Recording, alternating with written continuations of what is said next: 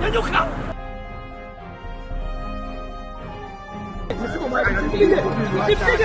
Ngoja.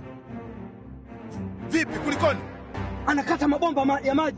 Ndugu zangu wa Tanzania, sheria ya huduma za maji na usafi wa mazingira, sheria namba 5 ya mwaka 2019, ni kosa kisheria kuharibu miundombinu ya maji.